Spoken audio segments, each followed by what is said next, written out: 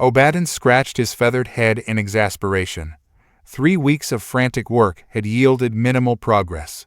Translators sputtered, historical briefings went over the ambassador's head like a molting bird, and now basic concepts seemed beyond his grasp. "I don't understand," the alien rumbled, its voice like shifting gravel. "What exactly are you asking about dispersion?" Obadin sighed. Anyone else, he thought bitterly, would have given up by now. He was the ambassador on the fringe of known space, the unfortunate soul who'd gotten stuck with this Oompa Loompa ambassador when their signal was detected. Dispersion, he explained carefully. The concept developed by Gadolin Mablatabanoidajang, a philosopher from the Alliance's 12th iteration. You see, after Updalin Iv's famine. He trailed off. The alien, a vaguely humanoid blob with mismatched eyes, was staring out the viewport at the bustling starport. It had likely never seen a space station before. Obadin pressed on. Dispersion theory suggests a minimum number of planets, spread across light years, is necessary for any spacefaring race to survive natural disasters. Solar flares, supernova, you name it. With enough planets, some will survive to help rebuild. We call it Lablaname Daden, the Great Planetary Dispersal. He tapped his translator device. Think of it like boiling down soup. You take a large pot, distribute it amongst smaller containers. The alien blinked its mismatched eyes. Lablaname Daden? We haven't heard of that. Can you simplify it? Obadin rattled off the calculations. 6 planets, adjusted for advancements, 8 planets for safety. 4 Alliance races had achieved this with great effort, 2 were close. With their admission, the Alliance would offer aid to reach Lablaname Daden within a millennium. Finally, the alien tore its gaze from the massive docking arms. Hold on, it rumbled. 8 planets? Each member has 8? Obadin, for the first time, felt a flicker of satisfaction. Not all.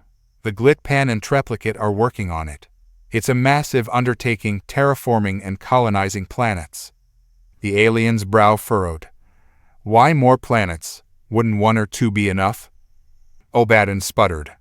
More? This may be difficult to understand, but terraforming takes centuries.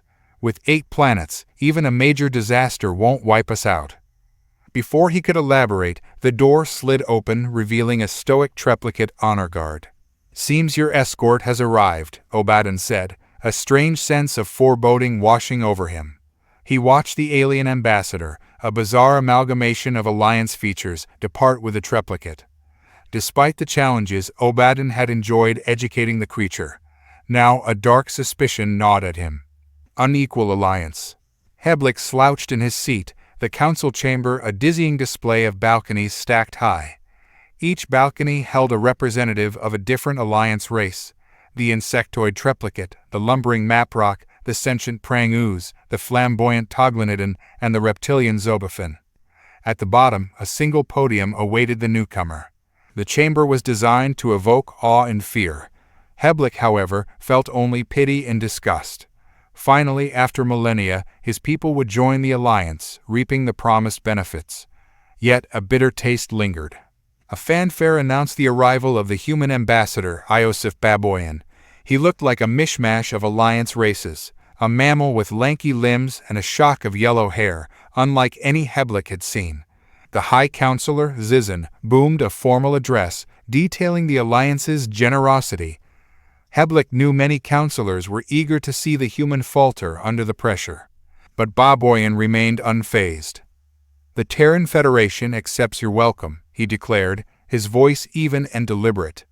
We hope for prosperity and mutual enrichment. High Counselor Zizan leaned forward, his voice turning sibilant. Prosperity for you, certainly.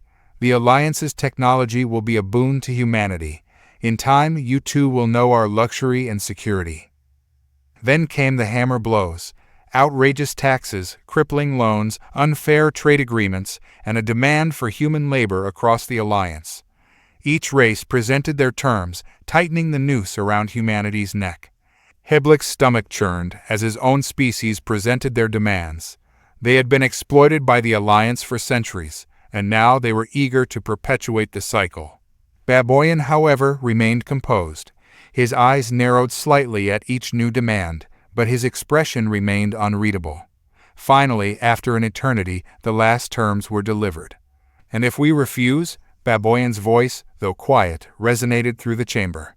A smug grin spread across Zizin's toothy maw. "Then you will face the full might of the Alliance. 44 planets will crush your pitiful resistance. Your species will be scattered, enslaved across our territories." Silence descended.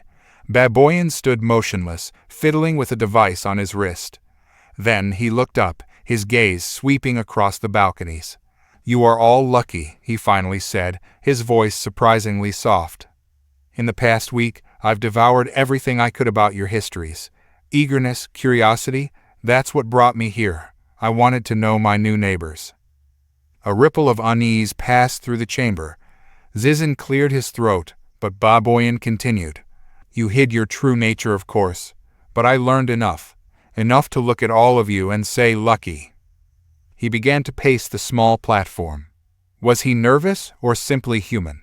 "Each of your races clawed its way to the stars," he continued. "You encountered other species, not always friendly, but at least you weren't alone. Humanity wasn't that fortunate. We evolved in a seemingly empty corner of space.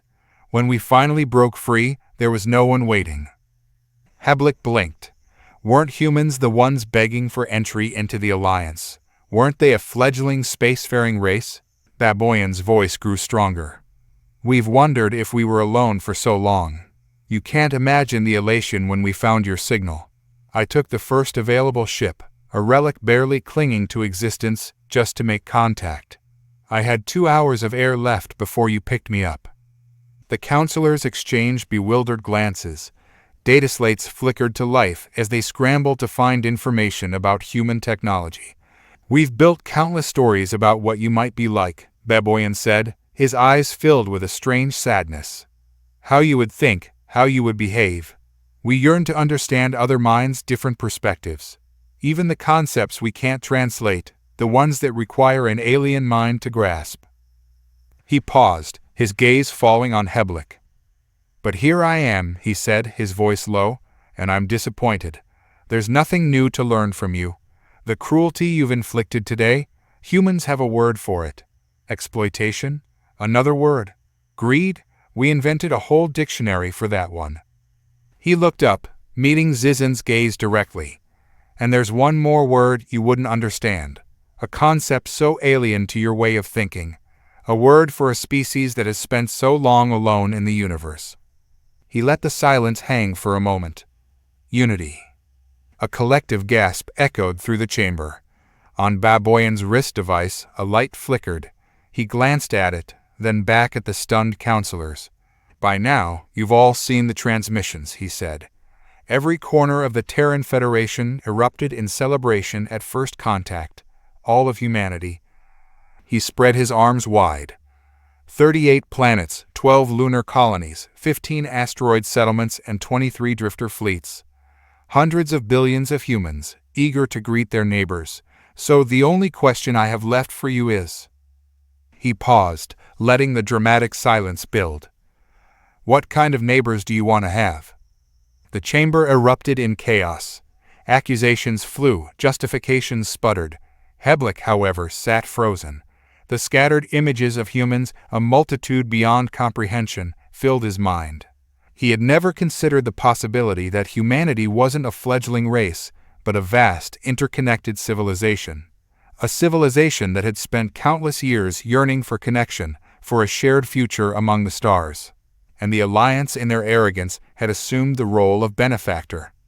Now they faced the consequences of their greed, the terrifying potential of a united humanity. Heblick looked at Baboyan, no longer with disdain, but with a flicker of hope. Perhaps, just perhaps, there was still a chance for a different kind of alliance. One built on equality, not exploitation. One where both sides could learn and grow from each other.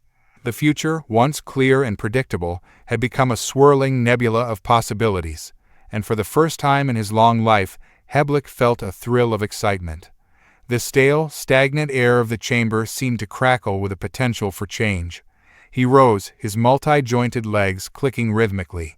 "My esteemed colleagues," he boomed, his voice cutting through the cacophony. "Perhaps there is merit in the human ambassador's proposal. Perhaps we should reconsider our terms." Silence descended once more, heavier and more profound than before. All eyes turned towards Heblik, a ripple of surprise washing over the chamber. Zizin, his face contorted in fury, hissed something under his breath. But Heblik held his ground. "We have much to learn from these newcomers," he continued, his voice firm. "And perhaps, just perhaps, they have something to offer in return." A wave of murmurs spread through the chamber. Heblik saw a flicker of doubt cross the face of even the most hardened counselors. The image of a united humanity, strong and vast, lingered in their minds. The threat, once veiled, was now laid bare. One by one, other counselors began to voice their agreement, albeit hesitantly. The room remained tense, the power dynamic forever shifted. This was not a surrender, but a recognition of a new, unforeseen reality. Baboyan, unfazed by the storm he had unleashed, simply smiled. "Then," he said, his voice calm, "let's begin again." The negotiations that followed were long and arduous. The alliance's initial arrogance had evaporated, replaced by a cautious pragmatism. Humanity, despite their vast numbers, was still a young spacefaring race. Technology and knowledge would be exchanged, alliances forged. Heblik, once a reluctant participant in the cycle of exploitation, found himself playing a pivotal role. He bridged the gap between his species' desperate need and humanity's desire for genuine connection. The final agreement, signed with a flourish on a holographic display, marked the beginning of a new era. It wasn't an alliance of equals yet, but it was a step in the right direction. A future where different species could learn from each other, not manipulate or control. As Heblik watched the human ambassador depart, a single word echoed in his mind: unity. He looked at the other counselors, a mix of apprehension and cautious optimism on their faces. The galaxy, once a familiar and unchanging expanse, now held endless possibilities, and for the first time, Heblik felt a part of something bigger, something new. The future, once a predictable path, had become a vast, uncharted sea, and Heblik, for one, was eager to set sail.